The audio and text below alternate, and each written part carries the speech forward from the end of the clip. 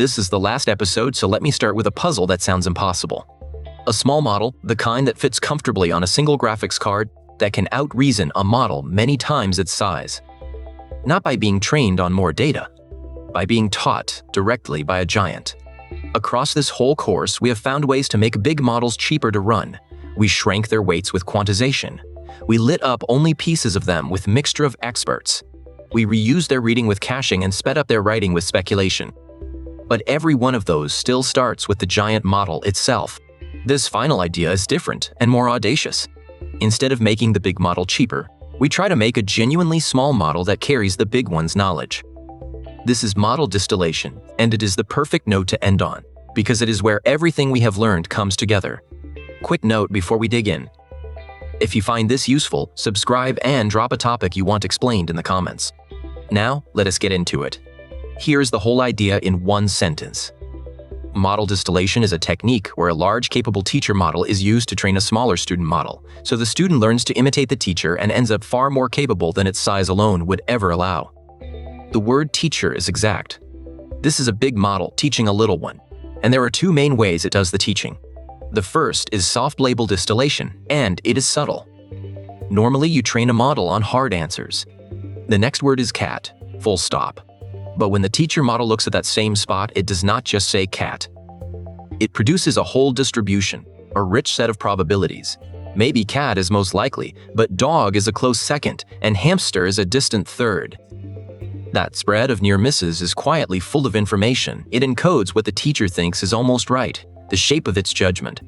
Soft label distillation trains the student to match that entire distribution, not just the single winning answer. The student learns not only what the teacher concluded, but how confident it was and what it considered, absorbing the teacher's way of thinking rather than just its final answers. The second way is simpler and hugely popular right now: synthetic data distillation. You let the big model generate a mountain of high-quality worked examples questions with full reasoning and answers, and then you train the student on that generated data. The teacher becomes a tireless tutor writing a perfect textbook, and the student studies it. Let me make this concrete with the example that put distillation on everyone's radar. When DeepSeek released its big reasoning model, R1, it also used that model as a teacher to distill its reasoning into a family of much smaller open students built on top of existing Qwen and Llama models, in sizes ranging from 1.5 billion parameters up to 70 billion. And the results were genuinely startling. The 32 billion parameter distilled student scored in the 70s on the Hard AIM 2024 math competition and in the mid-90s on the Math 500 benchmark, and even the small 7 billion student, which fits on a modest machine, outran far larger models that had not been taught this way. Reasoning that once required a giant could now run on the laptop because a giant had taught it.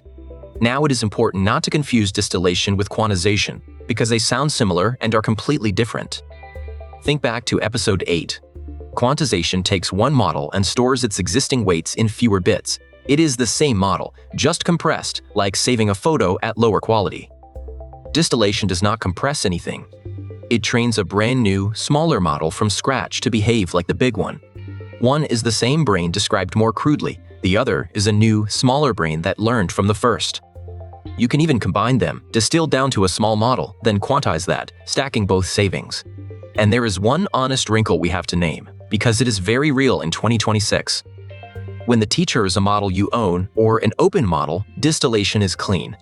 But when people distill by generating training data from a competitor's commercial model through its API, they run straight into that model's terms of service, which very often forbid using its outputs to train a rival model. So distillation sits on a genuine legal and ethical fault line. The technique is powerful and completely legitimate, with the right teacher, but distilling someone else's model can cross a line that has nothing to do with whether it works and everything to do with whether you are allowed. Know whose outputs you are learning from. So how does this land depending on who you are?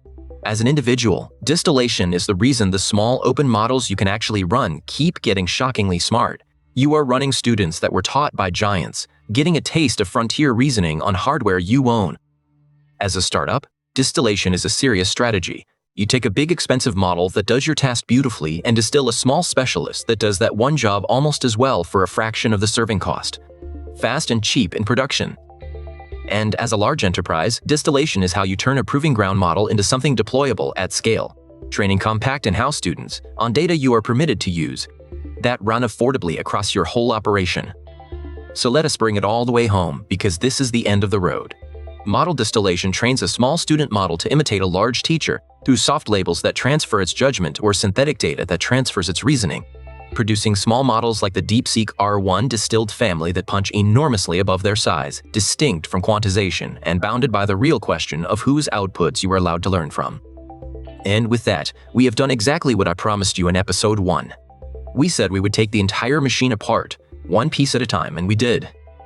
We started with what a language model even is, a next word predictor grown to enormous scale.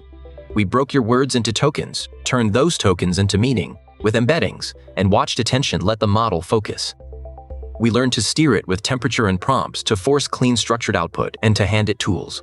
We grounded it in real data with RAG, then watched retrieval grow into a loop, and tools grow into agents that reason and act. We gave those agents standards, frameworks, and memory.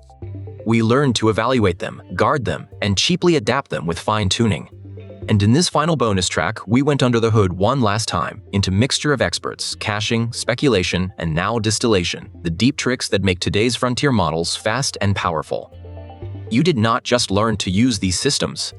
You learned how they actually work, from Turing's question all the way down to the router picking an expert and the student learning from its teacher. That is the whole machine, and you can see inside all of it now. Thank you for going the entire distance with me. The full course is linked for anyone who wants to send a friend back to the very beginning and start the journey again from episode 1. Content, that is the core of it. If this helps, hit like and subscribe, ring the bell for the next deep dive, and tell me in the comments what you want broken down next. Thanks for watching.